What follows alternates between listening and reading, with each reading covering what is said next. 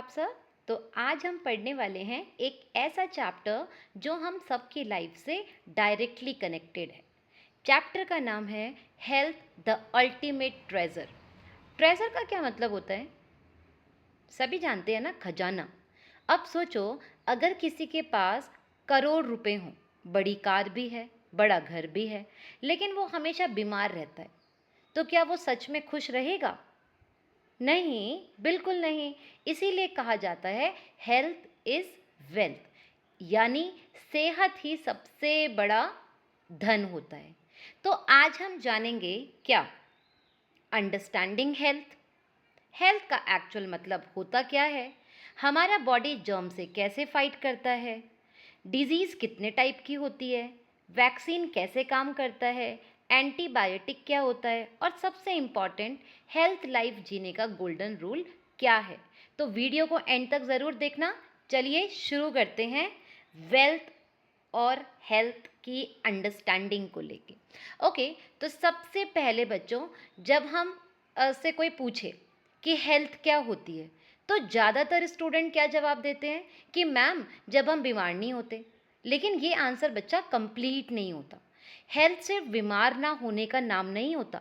According to the WHO, मतलब world health organisation, उन्होंने बोला हेल्थ का मतलब है physical wellbeing, mental wellbeing and social wellbeing.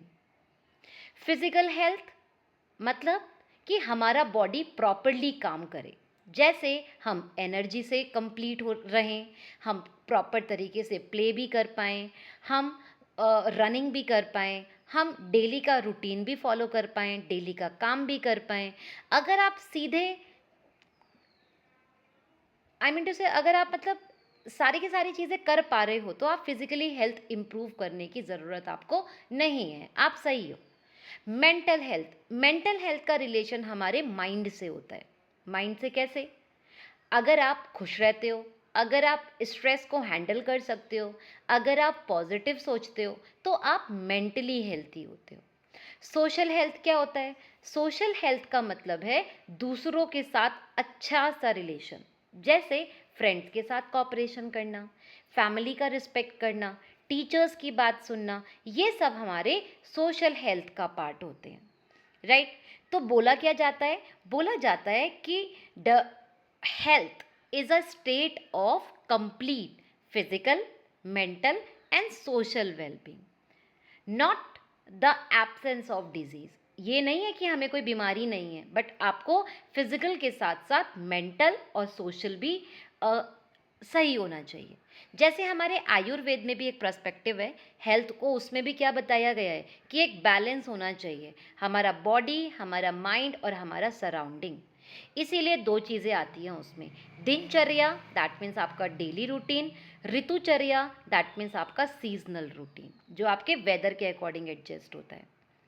चलो अब आगे बात करते हैं how the body fight with infection. सबसे पहले एक इंटरेस्टिंग क्वेश्चन, कभी सोचा है कि हम बीमार क्यों पड़ते हैं? अब देखो, बहुत बच्चे बोलेंगे जर्म्स की वजह से। करेक्ट है। रीज़न क्या है? जर्म्स। ये जर्म्स हमारी बॉडी में एंटर करते हैं। कहाँ से करते हैं भाई ये जर्म्स हमारी बॉडी में एंटर? सबसे ज़्यादा कॉमन चीज़ क्या है इनको एंटर करने के लिए? नोज़, माउथ या फिर डर्टी हैंड्स। ये इनके एंट्री पॉइंट्स होते हैं। लेकिन गुड न्यूज़ क्या होती है पता है? कि हमारा बॉडी भी सुपर हीरो से कम थोड़ी ही है। बॉडी के अंदर एक आर्मी होती है, जिसे कहते हैं हम WBC, वाइट ब्लड सेल। ये बॉडी के सोल्जर्स होते हैं। जैसे ही जर्म्स अटैक करते हैं, ये सोल्जर्स एकदम एक्टिव हो जाते हैं और जर्म से फाइट करते हैं। अब सोचो फीवर क्यों होता है? बहुत स्टूडेंट सोचते हैं मैम फीवर तो डिजीज़ है। एक्चुअली फीवर अक्सर बॉडी का डिफेंस मैकेनिज्म होता है। बॉडी टेम्परेचर बढ़ा देती है ताकि जर्म्स सरवाइव ना कर सके। कफ क्यों आता है? बॉडी जर्म्स को अक्सर निकालने की कोशिश करती है, इसीलिए हमें कफ आता है, राइट? कैसे करते हो? करते हैं ना ऐसे ही। तो अब जितनी बार खाँ खाँ खाँ खाँ करोगे तो सारे जर्म्स कहाँ हो जाएंगे? बाहर आ जाएंगे। रनी नोज क्या होता है? नाक से जो मस्कस निकलता है, म्यूकस निकलता है, वो जर्म्स को ट्रैप करता है और बॉडी से बाहर निकाल देता है। अमेजिंग है ना? तो फीवर, कफिंग, रनी नोज, ये सब आपके डिजीज़ नहीं हुए, ये सब क्या है? आपका बॉडी को डिफेंस मैकेनिज्म है ये हमारा। अब हम बात करते हैं कि ये साइन वर्सेस सिम्टम्स की, राइट? ये एग्जाम का देखो फेवरेट टॉपिक है, स्टूडेंट बहुत कंफ्यूज होते हैं, बट एक सिंपल से ट्रिक याद रखना। सिम्टम्स का मतलब क्या हुआ? जो पेशेंट्स फील करता है लेकिन दूसरे लोग देख नहीं सकते उसको। जैसे हेडेक हो रहा है, अब वो आप फील ही कर सकते हो, अब कोई उसे देख थोड़ी सकता है। पेन आप फील कर सकते हो, टायर्डनेस आप फील कर सकते हो, नॉजिया आप फील कर सकते हो। अब साइन क्या होते हैं? देखो, साइन जो विजिबल होते हैं, जो डॉक्टर भी देख सकता है। फीवर आया है, रैश आया है, रैशेज आ गए, स्वेलिंग आ गई, हाई ब्लड प्रेशर हो गया, राइट? तो ये सारी चीज़ें क्या हैं जिसको हम देख सकते हैं। तो सबसे आसानी से कैसे याद रखोगे? सिम्टम्स, फील, साइन, सी। हो गया ना याद? आगे चलते हैं। अब हम बात करते हैं क्लासिफिकेशन ऑफ डिजीज। अब डिजीज के टाइप्स को समझते हैं। कम्युनिकेबल डिजीज, ये डिजीज एक पर्सन से दूसरे पर्सन तक स्प्रेड होती है। जैसे कॉमन कोल्ड, मलेरिया, टीबी। अब ये स्प्रेड होंगे कैसे भाई? एयर है, वाटर है, फूड है, मॉस्किटोज हैं, कंटैक्ट है, इनके थ्रू ये क्या हो जाते हैं? एक से दूसरे के पास चले जाते हैं। इनको बोला जाता है communicable disease, right? Non communicable disease क्या हुआ? Do not spread person to person, ये स्प्रेड ही नहीं होता, मोस्टली लाइफस्टाइल से रिलेट होता है। जैसे आपका हार्ट डिजीज, डायबिटीज, अस्थमा, ये सब चीज़ें कौन सी हैं? जो हमारे लाइफस्टाइल से डिपेंड होती हैं।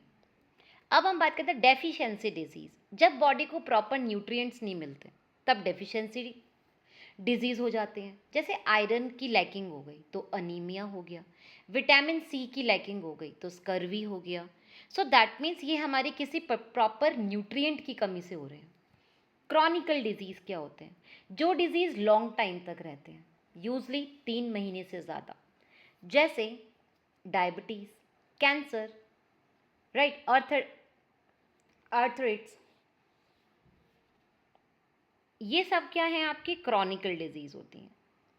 आगे बात करेंगे अब मॉडर्न लाइफस्टाइल एंड हेल्थ के बारे में। अब एक ऑनेस्ट आंसर देना भाई, कितने स्टूडेंट रोज़ 2-3 घंटे मोबाइल यूज़ करते हैं? अपने आंसर्स ज़रा कमेंट बॉक्स में ज़रूर लिखना।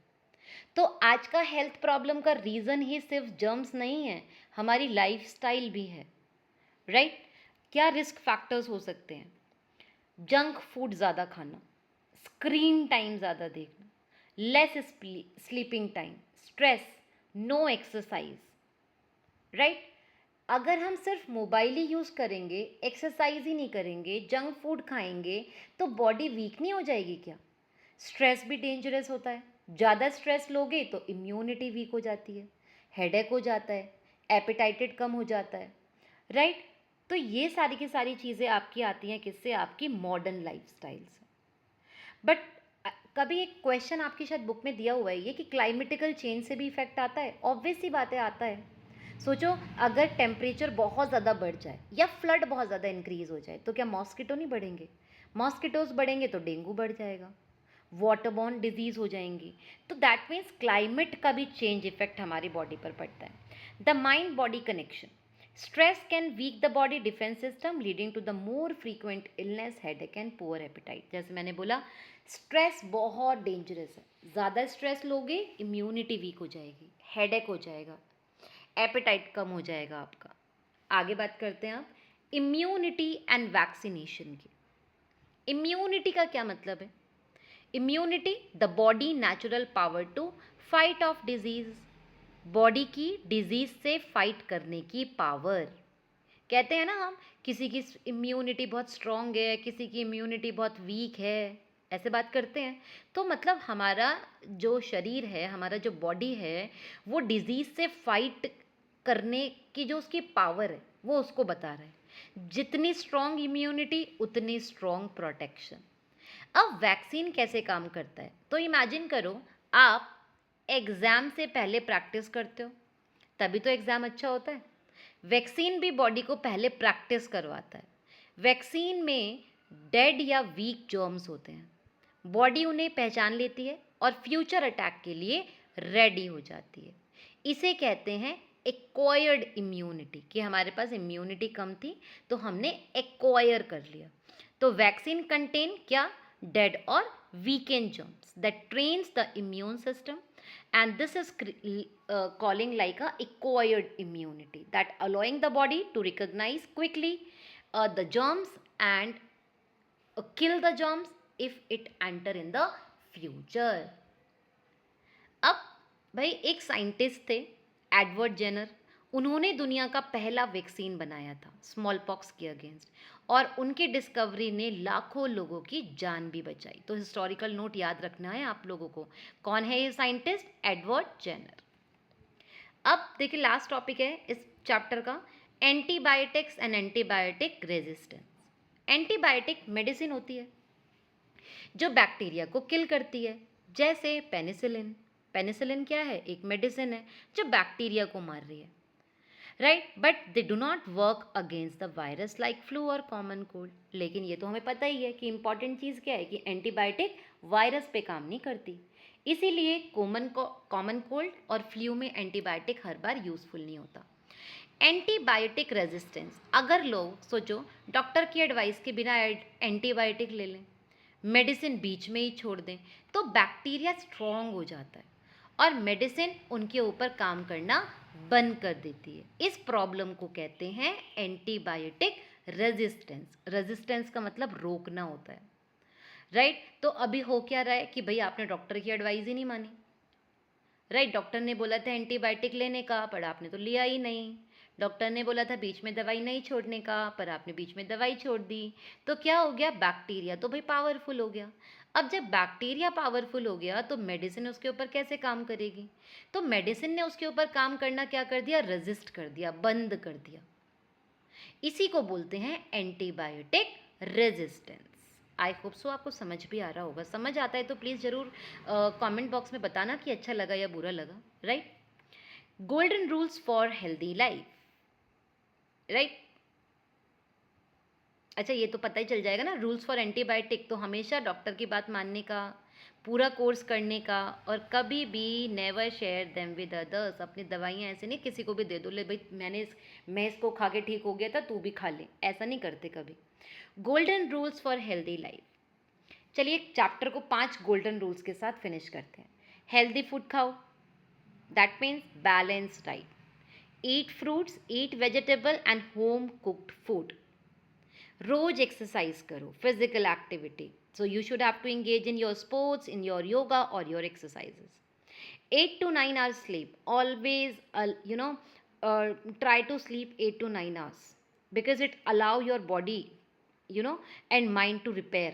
सो अगर दिमाग को और अपने शरीर को रिपेयर करना है तो 8 से 9 घंटे सोने का। वैसे मत बोलना कि मम्मी तो सोने नहीं देती, क्योंकि आप लोग सोते ही बहुत लेट हो ना, रात को 11 बजा देते हो सोने में, फिर सुबह कैसे उठोगे। तो प्रॉपर अपना टाइम बांध के 8 से 9 घंटे सोना है। क्लीन सराउंडिंग, सफाई रखो। प्रिवेंट करो breeding of germs and insects को, भैया उन्हें आने ही मत दो ना, जर्म्स को ही बचा और इंसेक्ट्स को आने मत दो। अगर वो आएंगे तो जर्म्स, तो ये बैक्टीरिया वायरसेस फैलाएंगे, ये आएंगे तो एंट्री करेंगे, तो पहले ही रोक दो। Avoid harmful substances, harmful substances से भाई दूरी बना के रखो। तंबाकू, अल्कोहल, ये धीरे धीरे हमारी हेल्थ को क्या करते हैं, ख़त्म कर देते हैं। So thank you so much, I hope so आपको अच्छा तो लगा होगा। तो एक छोटा सा रिकैप लेते हैं। तो बच्चों आज हमने क्या सीखा, हेल्थ क्या है, बॉडी जर्म से कैसे फाइट करेगा, साइन और symptoms, types of disease, vaccination, antibiotic, healthy life का रूल। अगर देखो वीडियो पसंद आई हो तो प्लीज़ लाइक करो, शेयर करो, चैनल को सब्सक्राइब करो और कमेंट में बताओ कि आप अपनी हेल्थ को बेटर रखने के लिए कौन सी हेल्दी हैबिट फॉलो करते हो। तो मिलते हैं नेक्स्ट वीडियो में। Stay healthy, stay happy.